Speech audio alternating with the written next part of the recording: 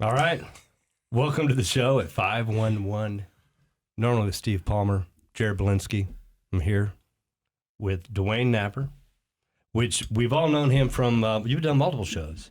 I believe this will be my third time Yeah, here but you've been on Lawyer Talk, off the record, on the air. We pretty much have all the same listeners, so it doesn't really matter that much. The show's been flopped back and forth, but this right here, we're not going to talk about a lot of legality. No. We're going to talk about more of the show, Central Ohio, Channel 511, right here at the 511 studios. And you brought a guest today. Why don't you introduce him, Dwayne? I did. I brought Mr. Byrd Mannering with me today. Byrd. Mr. Byrd Mannering. He's an old friend of mine from down home also. He's from Wellston. I'm from Hamden.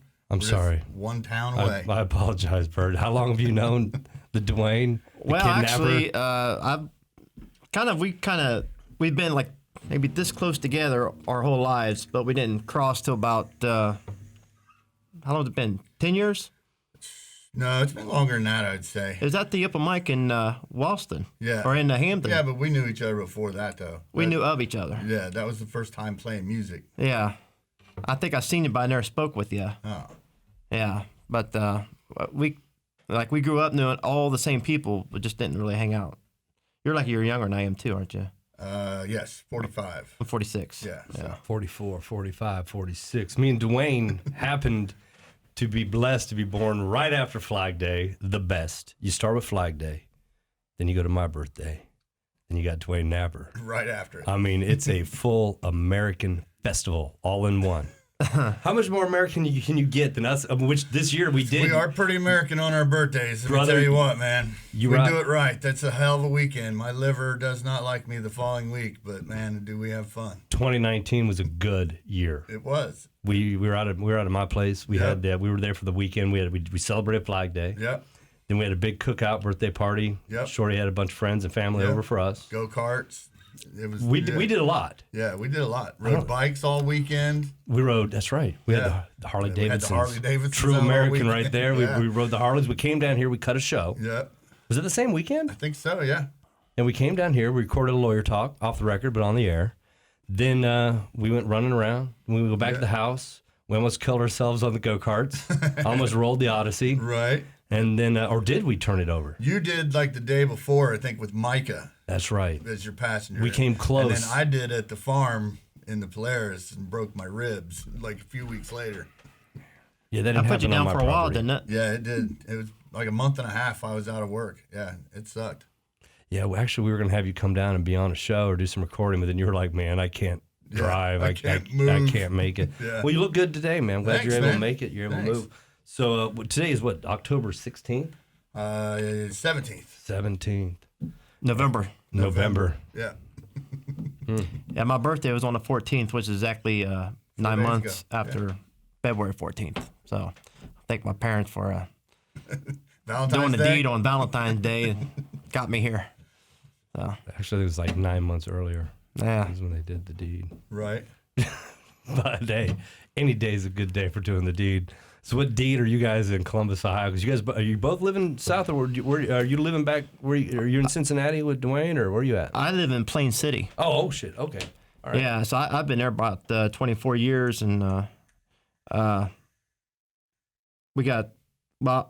play music, and Dwayne plays music, and I started getting booked down there at South Bend Tavern, and I asked Dwayne if he wanted to start playing with me. We split the show and stuff. I've been going down there, and the big reason I go down there and they want country. I don't know a whole lot of country. So I know Dwayne knows a shit ton. And None of these know it. He looks the part. yeah, and he looks the part. And I was like, man, come here, man. We'll split this gig. You do your country songs, And he's like, all right. So, and after that, we probably did about 6 or 7 shows. Yeah, always around Thanksgiving seems to be. Yeah, we did one on Mother's Day. Remember Yep. that? We do the Mother's Day, Thanksgiving. So you We guys played been- there a few times. You guys will before. be playing here in a couple hours. It's like 4 p.m. right now. So you'll Yep, be playing there at 6 6 o'clock. to 8, Yep, 6 to 9. 6 to 9. Yep. Yep. 3-hour show. Yep. Any breaks? Yeah, we split. He'll do a half hour. I'll do a half hour. Oh, you He'll don't do them a half hour. together? No, No. Oh, okay. Yeah. Gotcha. But, 2 separate acts. 2 separate acts. More bang for your buck. yeah. That's More what they say. variety. That's what they say at the South Bend, I think. That's what they say at the South Bend. that's More bang for sure. your buck. Yep. So, I guess, man. What are you going to start off with? What are you going to? They want country, They want country. and we're right here in just that's just like out there in German I'm gonna Village, play a little right? short but sweet one. All right. Little oldie but goodie. See if anybody's ever heard this one before.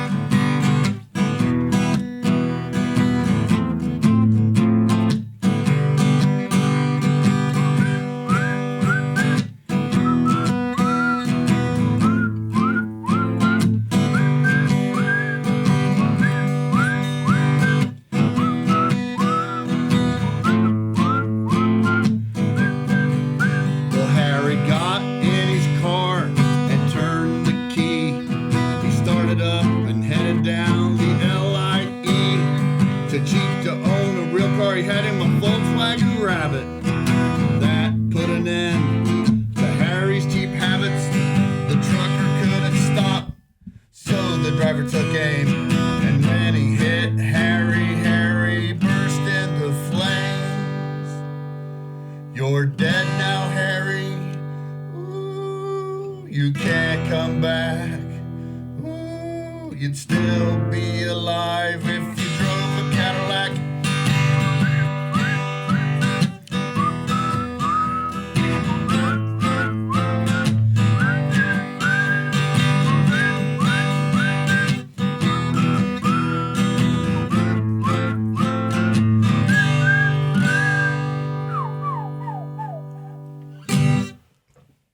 Try to harmonize with the whistle there at the Little end. ode to Harry. That's where that song come from. I've heard that one before. That is an old song from a band called M.O.D. Billy Milano. Old 80s, like metal band, like thrash band. They actually were Anthrax's roadies. All right. I was gonna say I've heard that song. I thought it was more of a punk song, but that's thrash. That's right there in the Yeah, thrash it song. is. Yeah, that's it. That's the little ode to Harry. I'm gonna play a song. It's written by a guy named Lawson Rippeth out of Colton, Ohio, and not that it got to a certain point of I don't know if it can say it got big, but a guy named Walt Cook out of Jackson.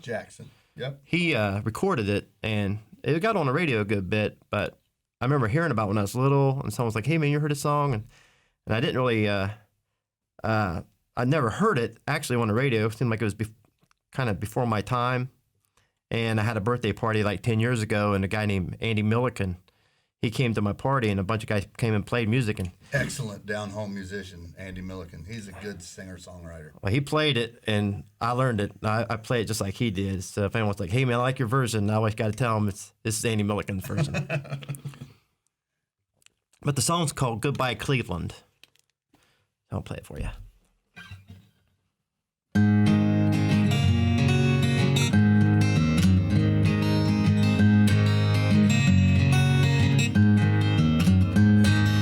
Down to B&O to Cincinnati, riding free of charge in a cattle car. I killed a man in Cleveland, Ohio. I killed a man while fighting in a bar. I never knew he had a knife about him. I never knew till I saw it in his hand. That cold steel was flashing in the dim light, till my broken bottle made its brand. And I ran down to the train depot, hopped on an old freight train that was rolling slow. Well, I gotta keep moving so I can stay free, 'cause I killed a man who's gonna kill me. Goodbye, Cleveland, gonna be leaving you.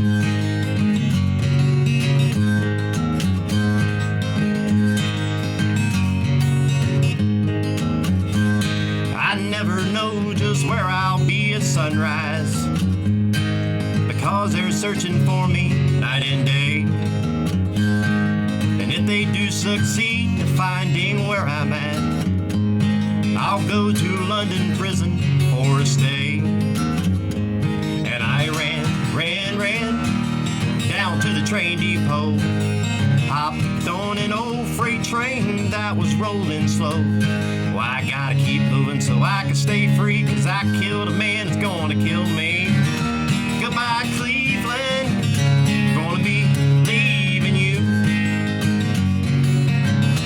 Goodbye, Cleveland, gonna be leaving you. Goodbye, people, I'm gonna be leaving you.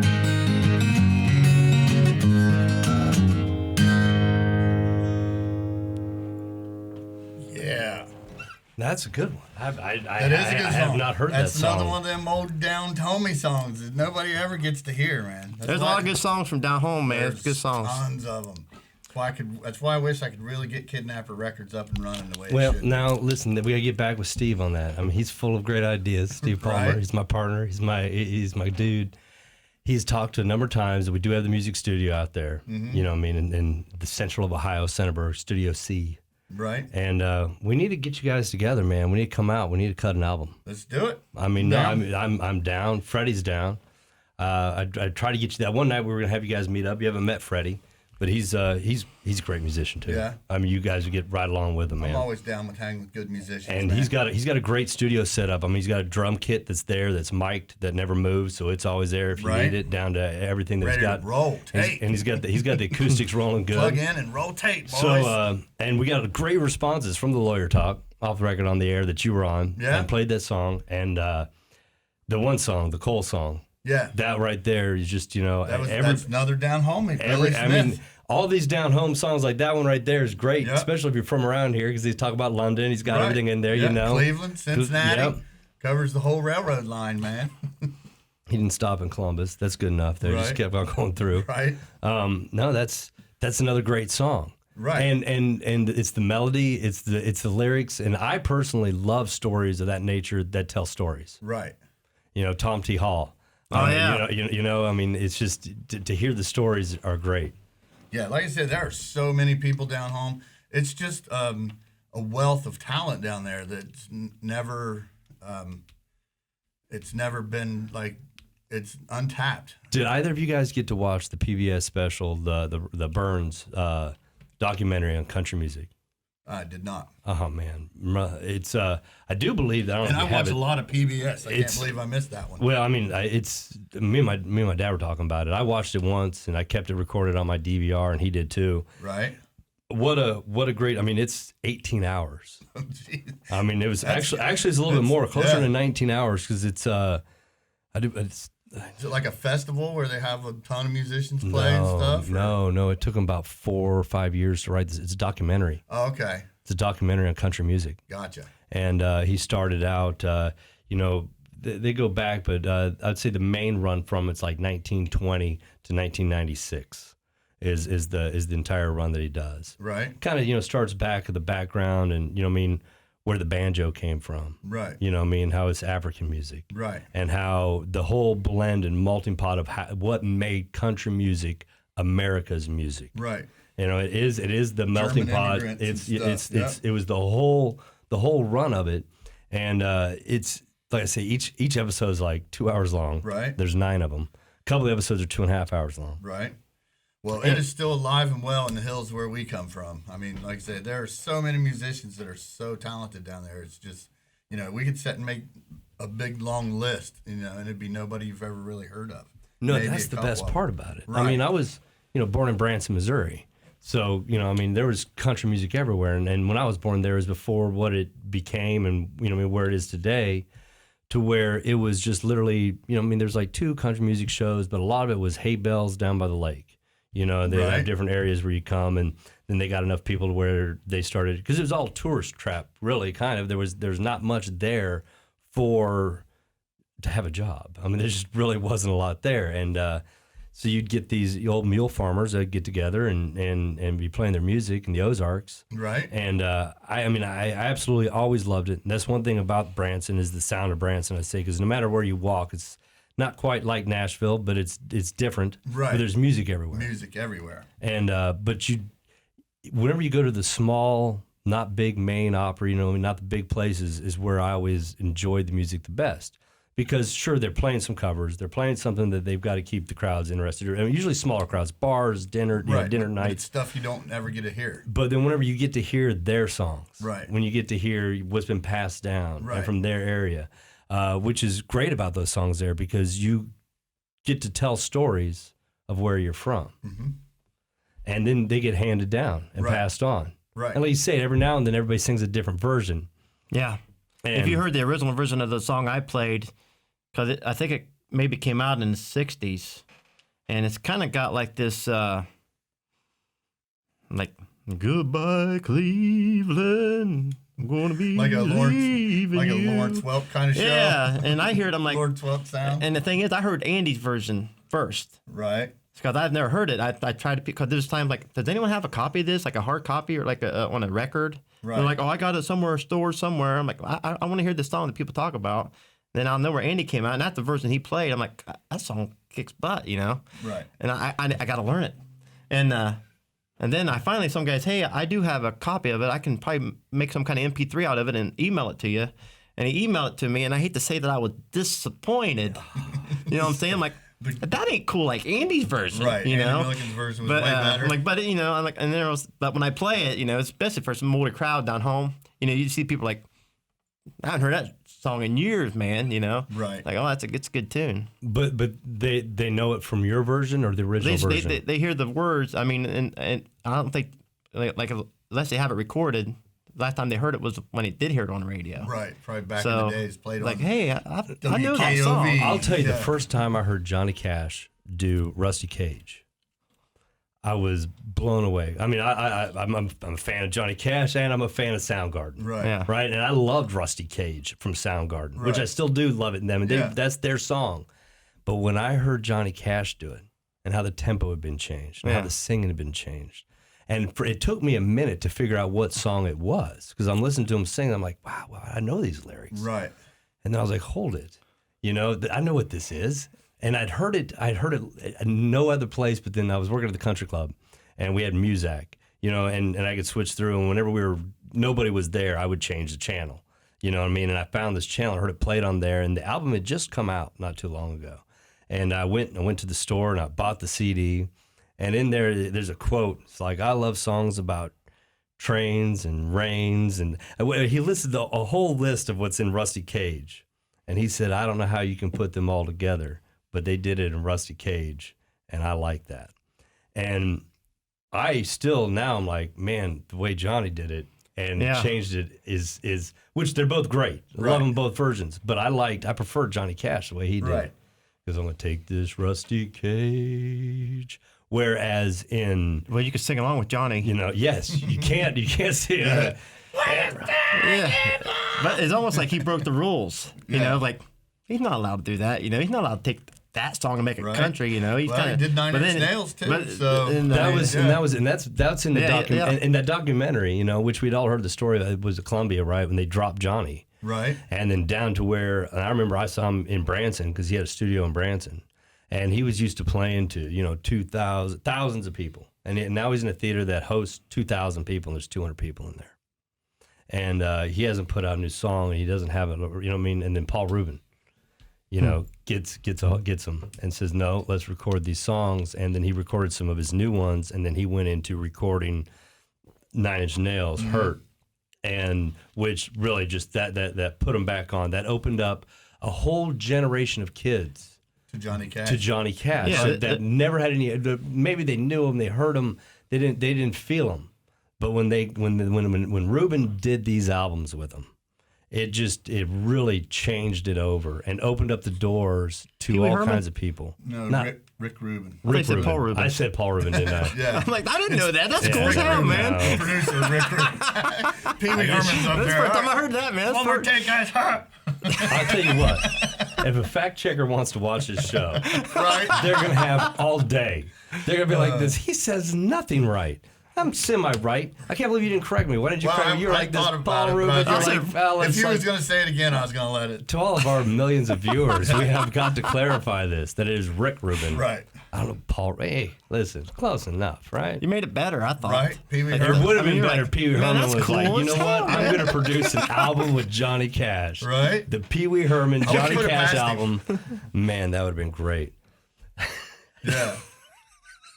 Anyhow. That's hilarious. So I guess we get back to Yeah. to being able to sing other songs in different ways. Right. And how it affects and people listen and go through with it. Like, now I know that there are other people that have done it. I didn't realize it until I forget the bluegrass band that does Gin and Juice. But I think it was like the first time I heard Gorgs. I think the first time I heard it done in a country bluegrass format was whenever you did it, Dwayne. Right. And absolutely love it. You know, but you can do that. Yeah. I mean, you you can do can- anything you want. You know. You know? You could play Queen bluegrass if you had the notion to. You know, figured out how to do it right, so it didn't sound dumb. I mean, you can do anything you want, really. I found an old secondhand porn CD. Yeah. I'd had some songs, but I found this CD. You said Derek. That's- Derek made you. Well, Derek had made me one, and then actually I got Big Blue out, right? So I'm Oh, driving- is that where you found it? well, You found it in Big Blue? actually I was in Big Blue, and I hadn't changed the CD in Big Blue for like 15 years. Right. You know, my Well, 6-disc CD changer. It's up on the lift. I don't drive it all the time. Yeah. It's under a car. well, tarp. you know, this year, it was like at the end of the year mainly, I took it to a car show. Yeah. And then I was like, what am I going to, what am I doing with this car setting? I love it. And I Right. absolutely love it. You're saving it. And so I was like, you know what? I'm going to start driving it again. And I started driving it just recently. You know, I should have drove it here on a nice day like today. And I was like, I need some new CDs. Yeah, they've already probably put salt on the road. So I went, and I get in my cases that are now hidden because I'm Right. so technologically advanced Right. with all my music and Remember downloadings these things, CDs? and so I've got CDs have went the way of the 8-track oh already. brother, I've got like 5 or 6 of those big books. suitcases, you know. Yeah. And I was like, what do I want in there? I started flipping through and I found this. It was a secondhand porn CD, Right. And I was like, man, I forgot I had this, Right? and I put it in there, and it's got like some 20 songs on it. Oh, yeah. And I mean, it's got a bunch of Andy Mann recordings. It's got some other recordings. I don't know got where you all guys kinds did of from. cool stuff on It's it, got all man. kinds of cool stuff on there. It does not have, which I guess you guys have never recorded 270.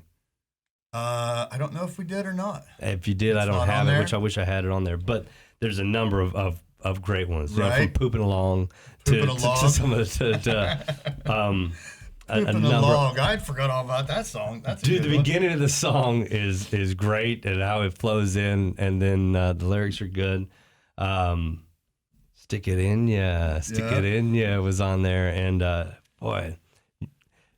Anyhow, I saw it because I needed some CDs because in my other vehicle I can just plug in iPod or my Right. phone or whatever, and I Big was Blue like, ain't got no Big inputs. Blue ain't got that. Well, then again, you got to remember I installed the CD player in Big Right. Blue, and that was It probably did have an 8-track in it. no, it had a cassette. Cassette deck. It did have a cassette deck, which Yeah. is probably the only place I could play a cassette. Right.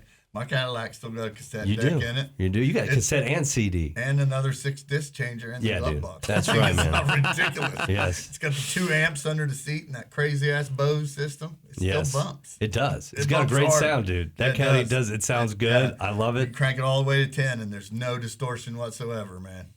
So I put that in there and I was driving around. And also, I'm trying to always keep that car in the era of when it was my prime car.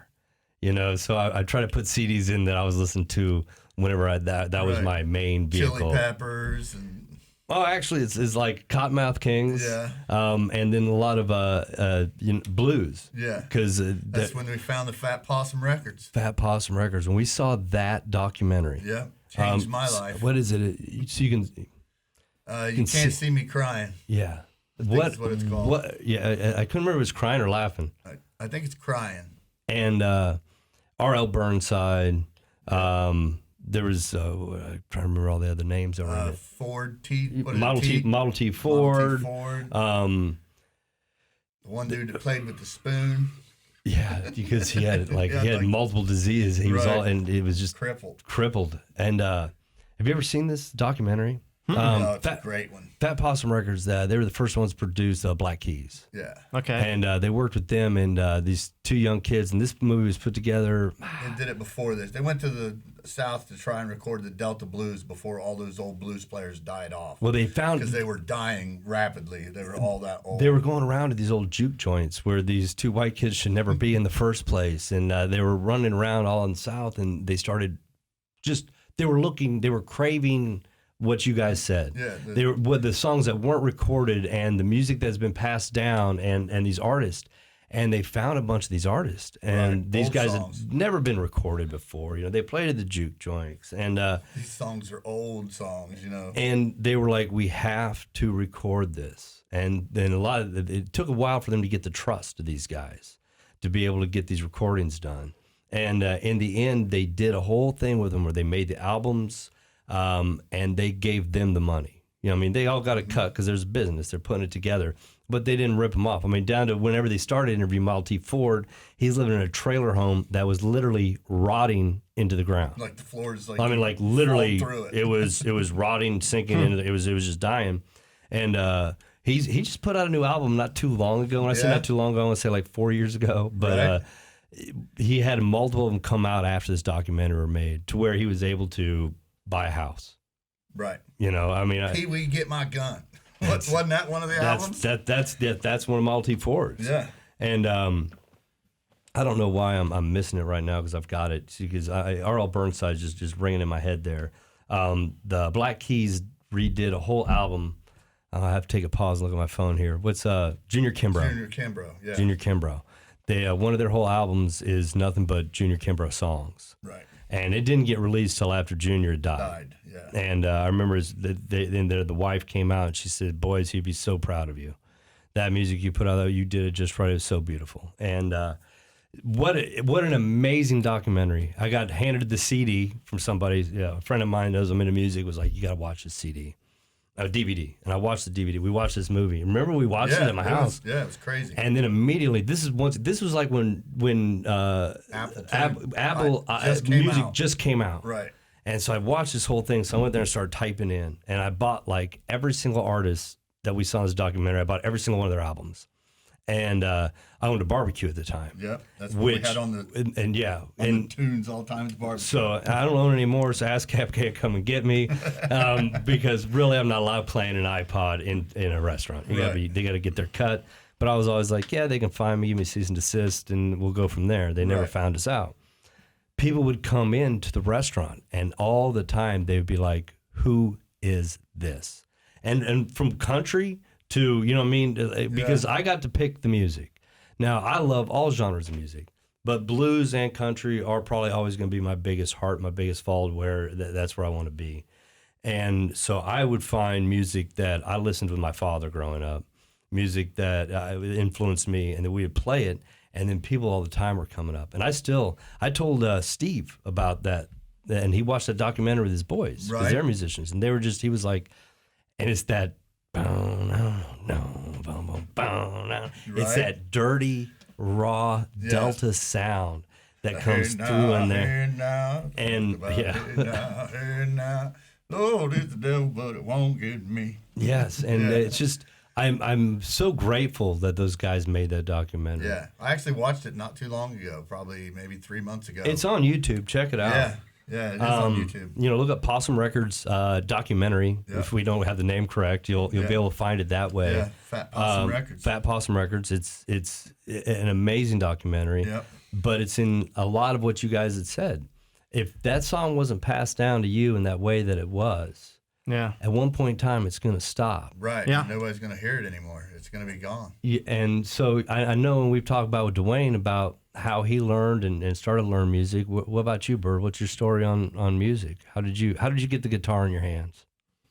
Actually, I have an older brother. He's 7 years older than I am. He kind of knew my future a little bit.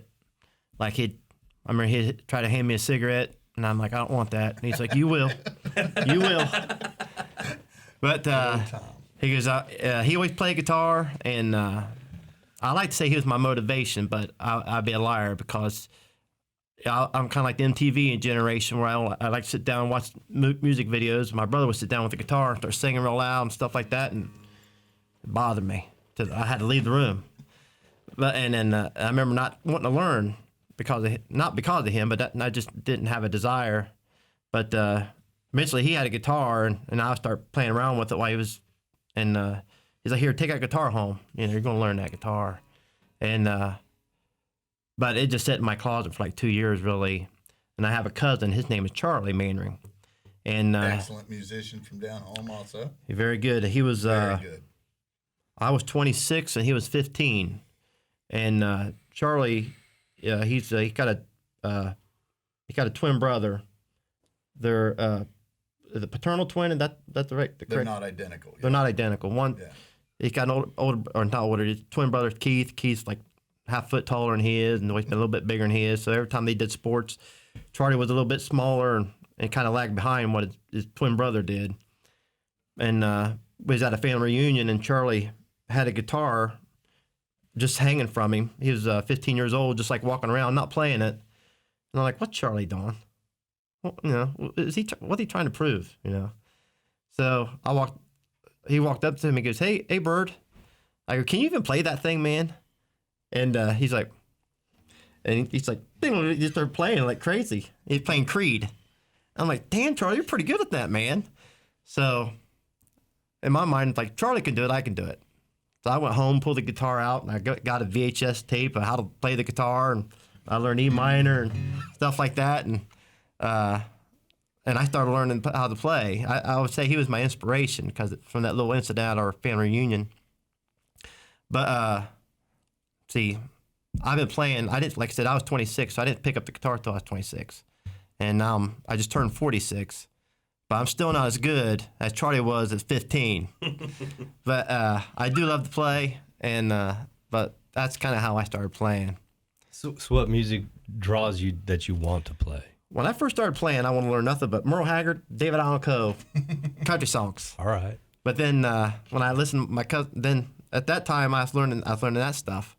But then my cousin Charlie, he got to the point where he was 19 or 20. They were booking him to do shows, and he was playing Dave Matthews, stuff like that, you know. And I'm like, I want to learn that.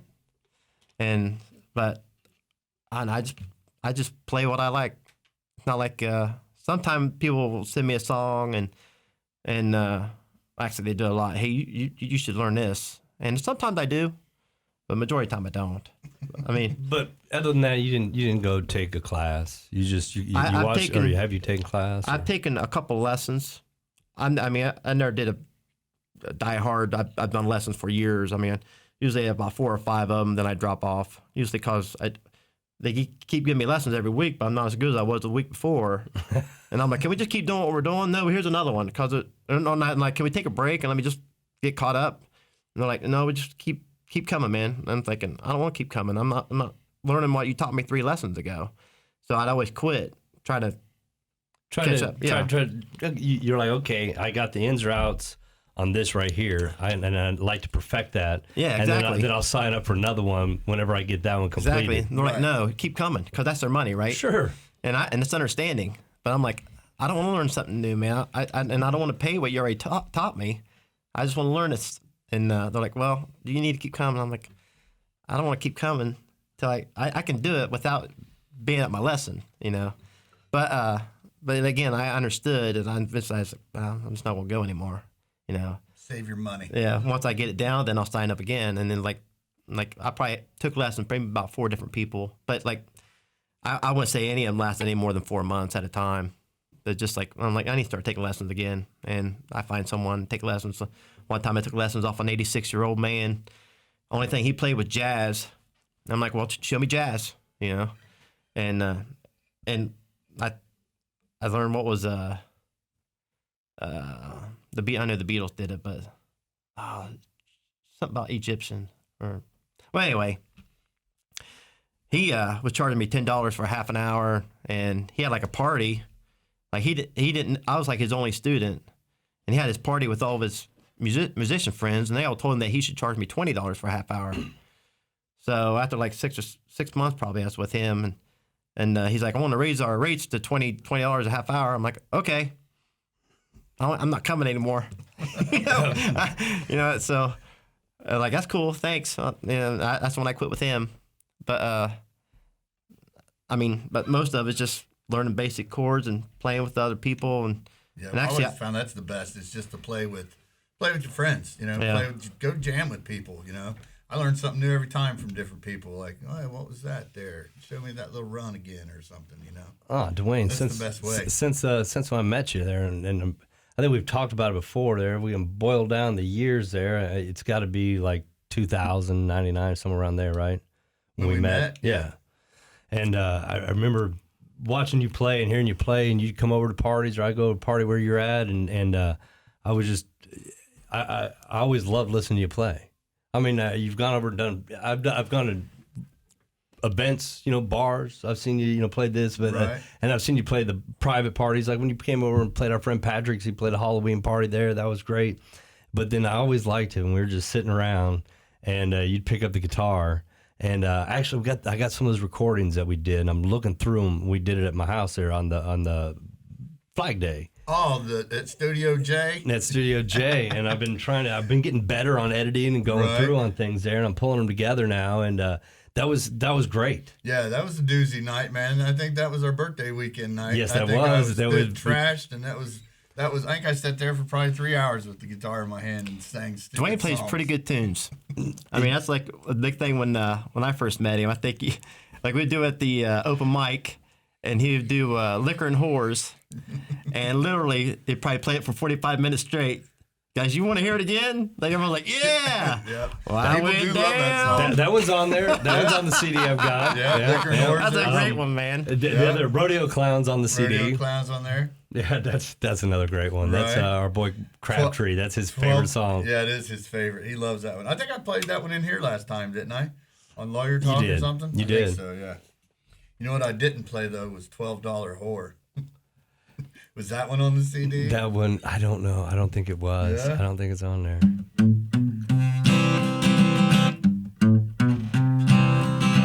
I need a $12 whore. I can't afford to pay no more for a curly on this $20 night.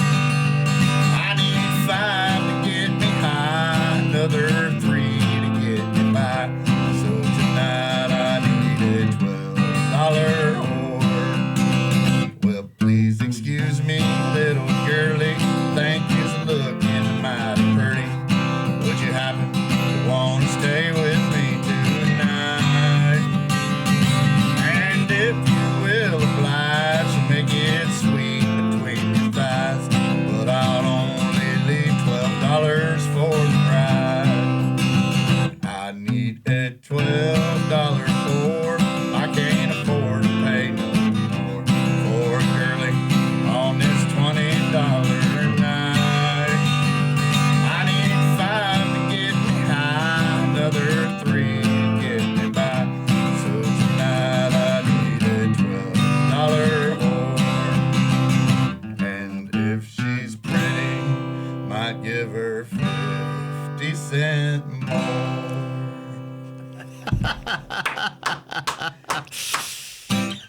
That's good news, brother. You were working on something for the Lawyer Talk. I don't know if I think you sang it to me, or you told me on the phone once, or did we write any of it down? I don't know. It's Boy, hard to tell. It was something. I did. I've got like 3 or 4 that I'm working on at home right now. I think I told you about my fuel injected turbocharged safety yellow Camaro. Yeah, that's going to be a great one. It's not done yet. Now, what is it again? It's my fuel injected turbocharged safety yellow Camaro.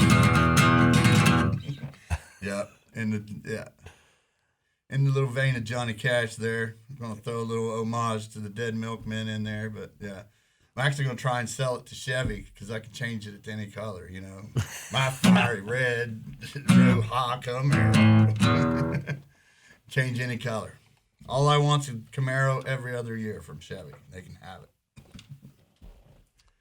I hope you get that. Yeah, me too. Hope it goes through. We'll need to cut it good. That's the goal. We'll promote it through Channel 511. Right. We gotta get you going, man. We gotta get the video. I've got like 2 verses in the chorus, and it's just got some jumbles that I gotta figure out. Now, you had a Trans Am. I don't believe you had a Camaro. Didn't you have a Trans Am one point in time in your life? Yeah, an 80, the old blue one. Yeah? Blue Firebird. They had the 6.6 in it? Yep.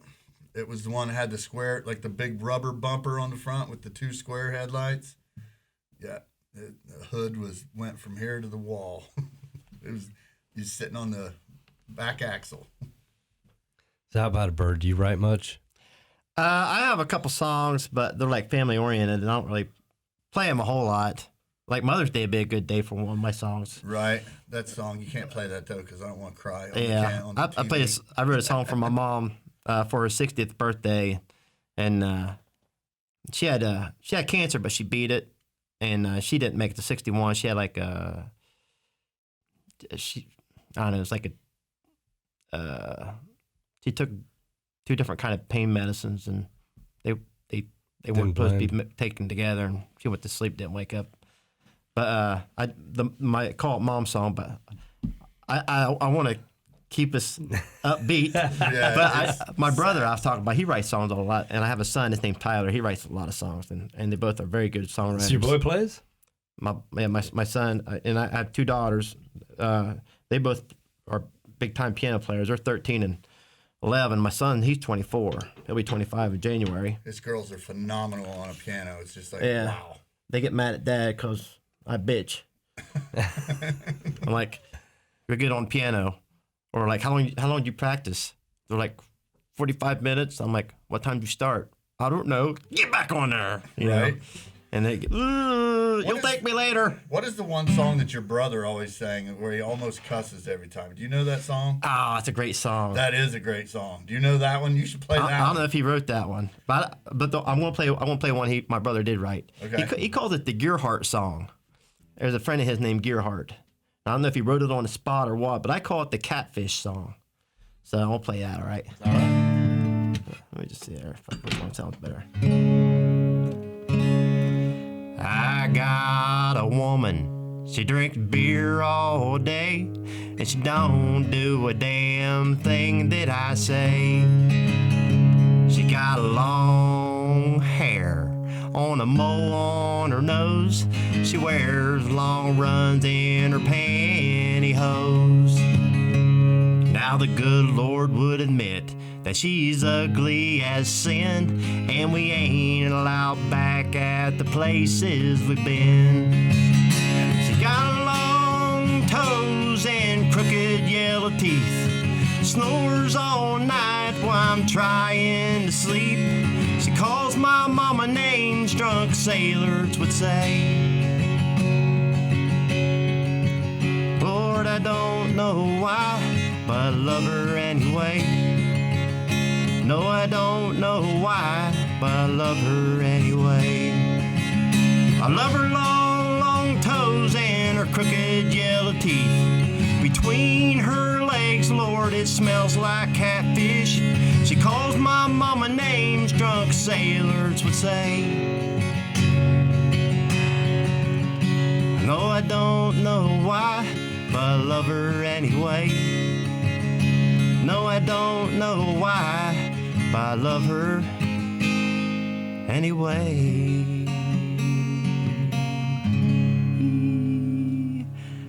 I love you, baby, wherever you are. He says that at the end. You know what I love about those songs is that whenever you guys are playing at a bar, and that's got that tune to where no matter what, if you're not paying attention, somehow it's going to draw you in. And I love to see the patrons as they get drawn in. They're like, man, this sounds good. And they look over and then they start listening to the words, right? And they're kind of like, what did he just say? You know, that's one of my favorites because they're just, you know what I mean? Sometimes you get pulled into these songs than when you actually hear the lyrics. Right. Happy birthday, brother. Today's his birthday. Oh, yeah? Yeah, Tommy. And this your older brother? You say he's he, like goes 7 by, years? he goes by Tom Way. That's his Yep. He actually's got a nickname. song he wrote for Byrd. He's like my little baby Byrd. Yeah. He sings. It's That's a good song. tune, too. Yeah. He's got a good bunch of songwriter, man. He got Maybe good we should get songs. his ass up here and throw him on the podcast. He is the He's got original a flow. outlaw, man. He is definitely an outlaw. You would love him. He is a hellraiser from like when we were kids. Like, oh shit, stay out of his way, hellraiser. Like, It's still kind of that way a little bit. yeah, it's like hey, give me a ride up here. Like, wait a minute, where are we going, Tom Way? What are we gonna do exactly? I remember him knock on my window. Come on, I need you. Okay. And I'm like, where are we going? Just come on. And I was in high school. We go to some trailer, man. He'd kick in the door. Next thing you know, a guy who's a good friend of his sitting on the couch, he'd pull him up, start beating him. And I'm standing there. Here come these people out of the rooms. He's like, "Don't you fucking move. My brother will kick your ass." And I'm like, I don't know what to do. I can't go say, no, I'm not. No. But anyway, he beats it. This is like a good friend of his, right? And he's going, "I love you like a brother, man. Why'd you do that?" Boom, boom, boom. He's saying this guy, "Boom, I need to love you like a brother." So what happened? They bought all this marijuana, and somehow they separated. And he gave my brother like shake or some bad part of it. It made my brother so mad. He kicked the door in, beat him up, man. But you know that's good old boy shit right there, man. bro. I mean, because you know what, I can guarantee These kind of guy the when he police did not get called, did they? No. Oh no. No. That He's was kind just, of guy walks in a bar and the bartender's like, "Oh shit, here we go." They start looking at the bar list. Where's he Already, at? Where's he yeah. at? Where's I he know at? he's on this list banned somewhere. He can't be in here. Shit, he's not on here. He's a good dude. Here though, he man. comes Get trouble. banned tonight. Yeah, He'd do anything for you. yeah, But he is a great dude, man. I like him a lot. Do you know the one song I was talking about? Yeah. Play it, No, I don't know. I know what you're talking about. but you don't know how to play it. No. That's a great song. Yeah. Talk about that dog like to hunt. I can't remember. That's why I want you to play it. so you guys See, are both, you're huh? playing 3 hours tonight, right? You said Yeah. set to set. Yeah. So you guys are probably not going to play the same songs. No. I mean, no. But so I mean, what kind of playlist are you going with? What kind of playlist are you going with, Dwayne? Well, we've actually, like, sometimes I'll just look at his playlist and be like, I'm going to steal this one. He ain't playing it tonight. I'm going to get it. And he'll do the same to me every once in a while. Because we can play, there are a few songs on our set list that cross. Like you said, they're looking for some country here on the Sunday night. That's why he brings me along. Did you write a playlist yet, or have you not figured it out yet? I've got my set list I just figure it out as I go. I wing it, kind of see what the mood of the crowd is. That's usually how it is, too. If you know a bunch of covers, you just kind of scan the area, like, try to hit targets. I'm like, I bet that guy probably knows this song, you know? Yeah. I mean, because you got to kind of feel the crowd out, see what they want to hear, you know? Because you know me, man, I'll sit and play those old sad country songs all night, and nobody wants to hear them but me. But sometimes I'm like, fuck you, it's what I'm in the mood for. That's what I'm going to play tonight. So what are you gonna kick it off with, Dwayne? Play it now so that he can beat you. Because I know that you're starting out. So that I have no clue. if I get you to release your playlist now, you're gonna be done. Right? You're gonna be like this. You're like, why did I do that show? The fun thing about playing in South Bend is I can play all kind of Madonna and crazy shit like that. And nobody, they fucking eat it up. Give me some Madonna. They love it. Some Madonna? Yeah, let's for have real?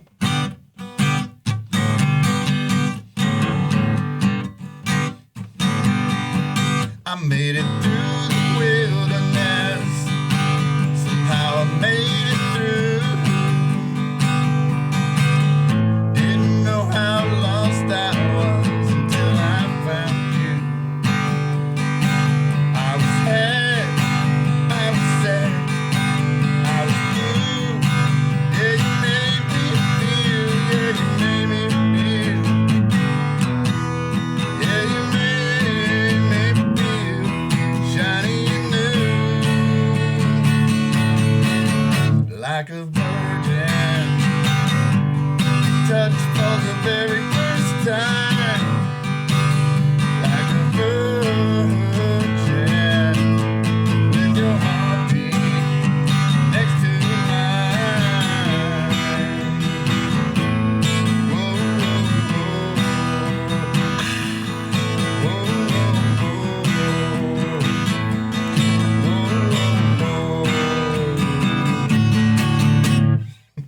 You That's get pretty the good, idea? bud. I like that. You get the idea. Or Cyndi Lauper, That's, you never know what I might throw out, Who knows? I've got the list for when I have a brain fart, and I'm like, Yeah, you gotta have a I can't list. remember any song whatsoever. Like, I don't know nothing. Just like you just freeze sometimes. Then he start yelling Kind songs of like at I you. do Like, the I don't know intros of that. these shows. Right. I know the intro all the time. If I didn't have anything written down, I'm like, it's me sitting here today. Whoa. Yeah, so I don't know. We'll see when I get there. We just wing it. I normally have the list as just kind of scan it real fast and be like, oh, that'll be fun. Like I say, you got to feel the crowd out. If we get there, are they drunk? Are they getting ready to get drunk? Do you got to warm them up to getting drunk? How about some of the newer? I mean, it's tough for me to say country because a lot of times I'm finding country is not labeled as country anymore. Right. It's labeled differently. I mean, a lot of times it's like they call it, Southern rock, or they call it. I mean, there's just different things. Coulter Wall. Oh yeah, he's one of my new faves. He is definitely one of my new favorites. Brother, here's what I found. That was whenever we went down, I met you and we saw Willie. Mm-hmm. I was wearing my Coulter Wall shirt. Yeah, you had the Coyote shirt. Yeah, on, I think I got that shirt. It was probably like 2009. Yeah. He opened up for G Love, and it wasn't G Love a Special Sauce, it was just G Love, and he was in the basement underneath A&R there downtown, and he was just a one man, solo show. And I went and I bought a CD, and because he's got his merch table. That's where he's got to make a little bit of money. I bought the shirt, I bought the CD, and now here we are 10 years later, and I wore that shirt there. I got so many compliments from that shirt. But what I found odd was that it took about 5 to 10 years after I'd seen the guy. It's the YouTubes, before anybody knew what it was. It's YouTube videos. Like, that's how I found about Tyler Childers and him. Was I just happened to... I was listening to Sturgill Simpson's old band, Sunday Valley. So I just typed in Sunday Valley on the YouTube and hit play. And, I just call it going down the rabbit hole, see what comes up next, because you get all kinds of good stuff that way. That's how I heard about Tyler Childers and Coulter Wall. They were in that same set list because I just did the Sturgill Simpson band. Me and Shorty popped up, and I was just like, wow, these guys are great. Yeah, and that's it. I think the Coulter Wall's still doing the one man. Yeah, he is. He's still just. He actually just released a video not too long ago on the YouTubes. Did he? It's just him sitting in a pickup truck in the middle of like a wheat field, singing a song, sitting in his pickup truck. And we started out there too. Most of his songs are stories. Yeah. And he was sitting there, and he'd play a song, and maybe go into another one. Then he'd stop and he'd take a break, and he'd say not like a break, but he'd stop and he'd kind of say where he's from and how he wrote this song and the people that are that he's he would give kind of a rundown like of what's about to come on there. Yeah. It's just it's really good. I mean, I like Chris Stapleton. I think he's really good. I like he's borderline Cody Jinks. Yeah. I mean, he's got a lot of. Who was that kid we saw that opened for Willie? Was that Cody Jinks? No, was that Cody Jinks? No, it was Cody. No, I think it might have been something. Big guy like me, big fat redheaded guy like me. Well, I'll tell you what we were amazed by was that he sold a lot of tickets. That's what we said, we knew he sold a lot of tickets because me and Dwayne were the only two people in a sold out crowd on Riverbend that didn't know the words. Right. And I mean, he came out, and I think it had been Cody Jinks. It probably was. I don't know the kid's name. It's Cody something. Stupid brain. Stupid memory. Yeah, that's why I carry a set list. I can look down and be like, oh yeah, but Mama tried. You know what I mean? And he was good, and he did a good show, and it was a great show. But when we were standing there, I don't know if I looked at you and I said, "Does this show our age?" Yeah. I was like, because we officially realized I was old at that show. I mean, he could have stopped singing, and the crowd would have, the crowd would have taken over. We could hardly hear him over the crowd singing. Singing his songs, and which I was like this, and he was doing a good performance, and he talked to the crowd, and he did good, actually it wasn't Hank Jr. and then him. No, it was him. It was Hank Jr.'s on the way back. Yeah, my bad. Hank Jr. was with Kid Rock. You got to remember, I had one of the best vacations I've had in a long time. Started out in Cincinnati to see Willie Nelson, which is the reason I went. But what we found out also, it wasn't that sad, but after Cody played, the crowd thinned out, and Willie was opening, and we're all kind of like, we thought everybody was there for Willie, right? And me and Dwayne's mind, we're here for Willie, right? Everybody else is just fine. Cody Jinks guy, everybody's talking about, and the crowd did kind of thin out, which to a point was fine because we got a little more room, right? It was a packed crowd, and then I went to Nashville for a week. And I stayed there. We got the old Airbnb. It used to be George Strait's old recording studio. It's on Music Row. Been converted into an Airbnb where we stayed in it. And then after a week in Nashville, we ended the trip by coming back to Cincinnati to see Kid Rock and Hank Jr. So we started out with Waylon. Willie. And then we go down to Nashville, and we come back. And I absolutely love Nashville. I mean, I'm a huge fan of just, of going there to visit and go through. But one thing that me and Connor found out was that some of the best music was at 9 a.m. on the streets. You know what I mean? Well, they were in the bars. Oh, okay, yeah. I mean, it's everywhere. Yeah. The music in Nashville is everywhere because there's a lot of homeless population. Right. And you can go to these different parks and benches, and I mean, there's people playing music, and you can see a couple guys working together, writing, and they're playing too, probably. You know, I mean, going from here to there because there's music everywhere. We went to Kid Rock's place, and it's got like 4 stories. Right. And he's got each level has a stage, different bands, and it's music's there all the time. I don't know if it ever shuts down. Really, it does for like a couple hours, right? Like on the main drag there on Broadway. And one morning, me and old Connor, I get up in the morning there, and I start go do a little triage from the night before, and that's when I go through my wallet, and I realized I was missing a credit card. Oh no! Oh, left the tab open at the bar. Yep. And so I was like thinking, so I looked through my phone there. Where's the last charge? You know what I mean? So I call them up, and they happen to have it. So it was early in the morning. We hadn't showered or nothing like that. I was like, come on. So me and Connor, we go rent our Lime scooters. Beep, beep, beep. We start buzzing down. We go down there, and there's it's like 9 in the morning, and not every bar was open. The bar we wanted to go to, even though a manager had answered, that nobody was there. We're pulling on the doors, and they opened at like 11. So it's like, what do we do? Man, we go to Tootsie's Wild Orchid. You know, I mean, that's where we go. We go into Tootsie's. And we'd been there the night before. I've been there a number of times, but it just so happened that they got the stage right there, and at the end of the bar, there was 2 seats. And so we got to wait for this bar to open up, right? So I can get my ID. So we might as well have a seat, right? And there's people in there trying to earn a living, so I don't want to be rude, right? And not order a drink so that they can get their pay, right? And then we were sitting there, and there was a 16-year-old kid playing with they had a little band together, and this kid was just nailing it, man. He was just nailing it. And we sat there, and they finally called me back. I went and got my card and came back. I was like, I don't want to give up these seats because I've been in this bar a number of times. I've never gotten these 2 seats right there at the bar. And finally, the old ladies had enough of our business, and they were ready to get something, I don't know, lunch or something, or just come get us. And they picked us up probably about 11:30 or something. They called us, and we ran out there, and we really didn't want to give up those seats. But as I was sitting there, I watched that documentary on country music, and Tootsie's plays a big part in it.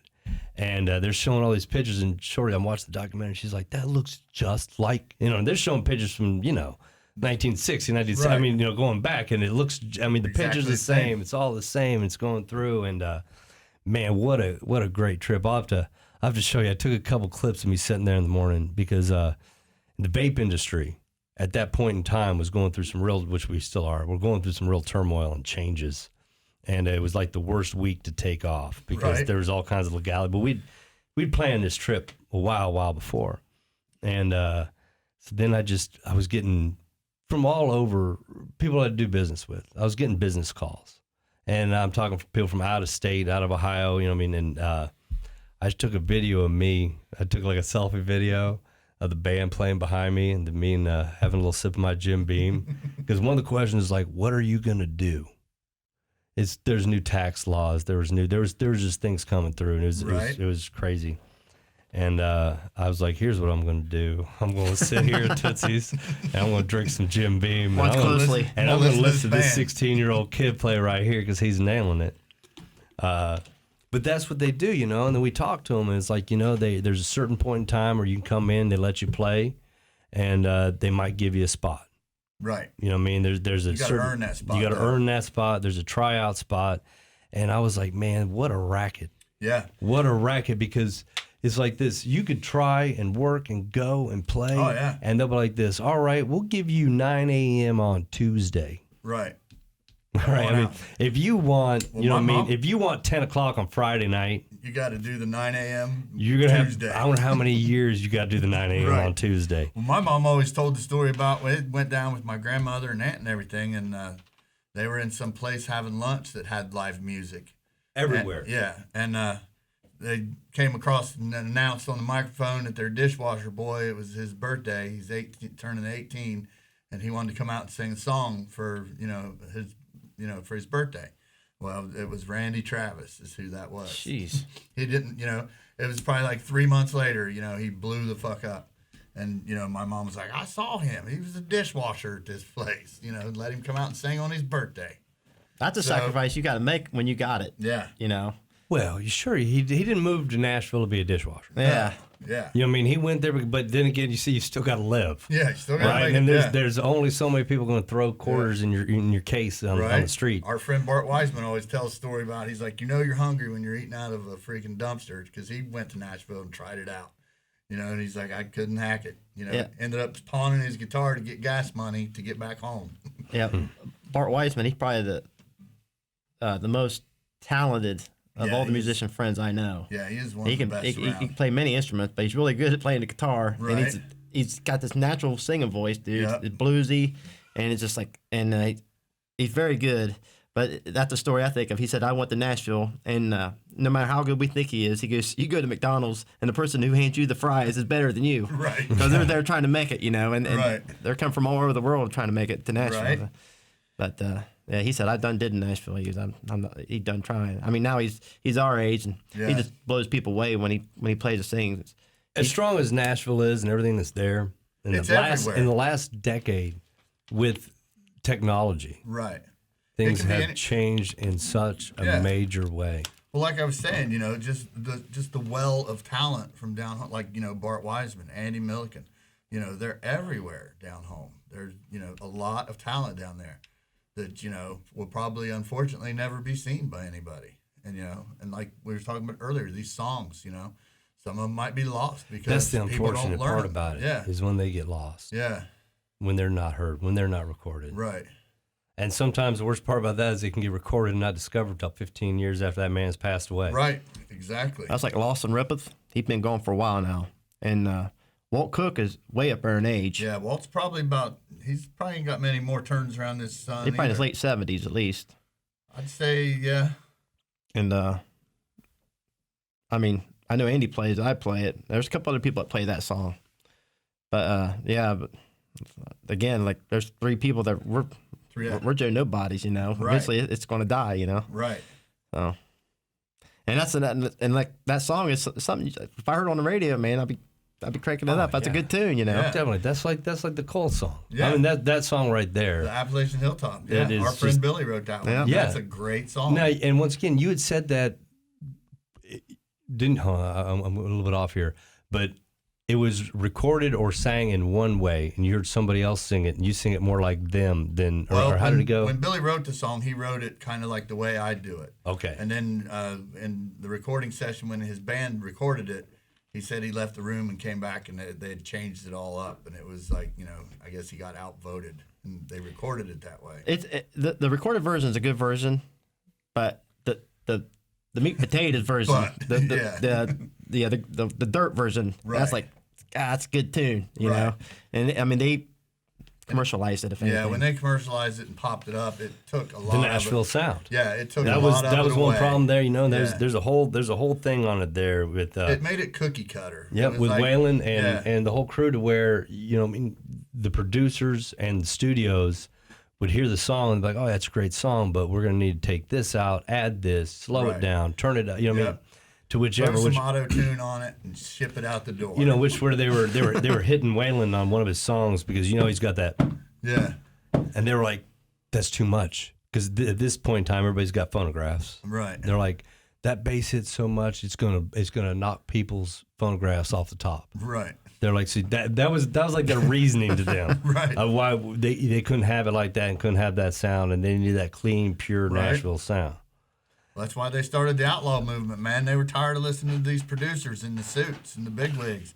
That's why him and Willie went and did it their own way. Just move on down to Texas. Well, Willie moved down to Texas because I guess his house burned down, and whenever had he a showed bunch up of at the weed fire, in there. yep, he did. Yep. The fire department was there, and he ran in there like, no, you can't go in there, and he ran in there, got his guitar and his weed.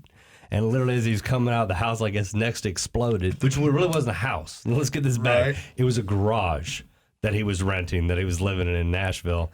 And then that's whenever he just said, you know, I'm going back to Texas. Yep. And then he ended up the Amarillo there, and he ended up pulling everybody back down with That it. Austin sound, man. Yep, and going through there, and that's when they started rewriting contracts and getting different recordings and Right. going through with it on. And down to out front of Tootsie, and we went to the country music, Hall of Fame museum, Right. and we walked through there, and I've been there a few times, and each time they have different, they change it around. You know what I mean? Like one year we went there, it was all about Alabama, and this one right here was, this is awful. I should have some notes. The Amarillo. There's something. The name of the bar, the name of the place they placed. I was there. Neon? No, but you're close. Armadillo. We can look it up there. Look it up. Watch Ken Burns' documentary. I'll clue you all in on there. But at one point in time, he said that he's like, I'm done here. Crazy. He got him to put that because he had cut an album for Crazy. Right. And he got Tootsie's to put it on their jukebox. And so, because at one point in time in Nashville, it wasn't always 24/7 people playing like it is today. Right. And that's whenever he sold Crazy. He said, come here, I want to show you, I want to play this for you. And Patsy Cline got it, and he ended up selling it there in Tootsie's. I think he wrote it in Tootsie's. He had it on the jukebox. He had it on the jukebox because he took took screwdrivers off the back to sneak his 45 in there, you know what I mean? And Right. and he played it, and then that's where he sold it for whatever it was, $600 I think he sold it for. And at one point in time, he said he just went out to Broadway, and it was pouring down rain at night, and he laid down on Broadway. Just wanted somebody to run him over. Right. He was like, I just can't do this. But, you know what I mean? He went from having his short cut hair and wearing a suit and tie when he played to going to Texas and let his hair grow and put beard. his bandana on. And then he got with the rest of the boys, and he's like, you guys got to come out here. Yep. He was like, because there's a place here that I'm playing at. And it just was in my head. It went out. I'll get it. We'll look it up, put it on the website. The fact that he was like the hippies, the rednecks, The Cowboys. Bikers. they were all there. Yep. He's like, I'm playing this, and then I couldn't believe that, how everybody was coming together. Because before the hippies and cowboys and, they wouldn't be together. Right. And rednecks. Thank God for Willie Nelson. But down there, yeah, Dave October, bikers there, cowboys were laughing at the hippies. They're praying they'll get out of here alive. Yep. That was it. I had a good year 2019. I did. We went and saw David Allan Coe. I've seen him before. I saw David Allan Coe. Saw the Cody. I saw, Willie. I saw Kid Rock. I've seen him before there. Saw Hank Jr. put on a great show, and I saw all the talent that we saw in Nashville. Which And I'm sure was a lot. a lot. Yeah. Couldn't stop. So, any favorite song that's a straight go-to for either of you guys? I mean, like, Go, Byrd. Well, you got one of the straight go-tos. Byrd does these events downtown, like the what is it? The art, the gallery hops and stuff. Moonlight Market. Moonlight Market. That's what it is. He does. You've even done like a marathon, didn't you? The marathon. I played the same song over and over again. Because everybody just running by that's only hearing him for like the 30 seconds. Yeah. Oh, I sit there like, what should I do? And I'm like, oh yeah. Wait a minute.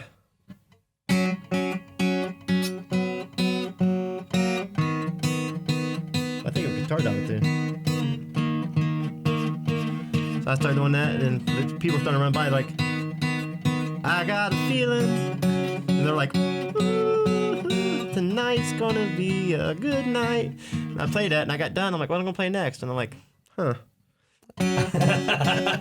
those people were gone. Yeah, These people everyone's were a new new. crowd, and they're all singing along with it, run through. Get a new crowd every 30 seconds. I mean, we gotta wrap it up. Yeah. What time is it? 5:15. Yep, quarter we're after gonna 5. wrap her These up. guys are kicking off at 6 o'clock. I'll tell you what, Byrd, Dwayne, thank you very much for coming in. The good show time, at man. Channel Thanks for having us, 511. man. Glad It was a you lot guys of fun. stopped by. Appreciate Good to it. see you. Yeah. Anything you want to close us out with, brother? You got anything? Look up Byrd Mannering on the Facebook. Byrd Mannering Music. Yeah, I played And a yeah, lot of places. send me some dirty never know. pictures. Dwayne might be with me. Be sure and make some comments. Send it in there. Request Steve to get off the ball. Get on going with Dwayne Napper. Get some recording done. We'll get the Kidnapper record out there. Kidnapper. He's my favorite kidnapper of them all. Right? Yeah, I tell people at work that I'm going to see a buddy of mine. His name's Dwayne Napper. Goes by Kidnapper. Nobody ever gets Napper. it. They're like, really? Yep. All right. All right. All right. Thanks. And we're out. And we're out. Thank you very much for tuning in. I'm filling in for Steve Palmer. It's been Jared Belinsky here at the Channel 511, the show at 511. Here we are, out for the evening. Enjoy your night. Thank you. That was awesome.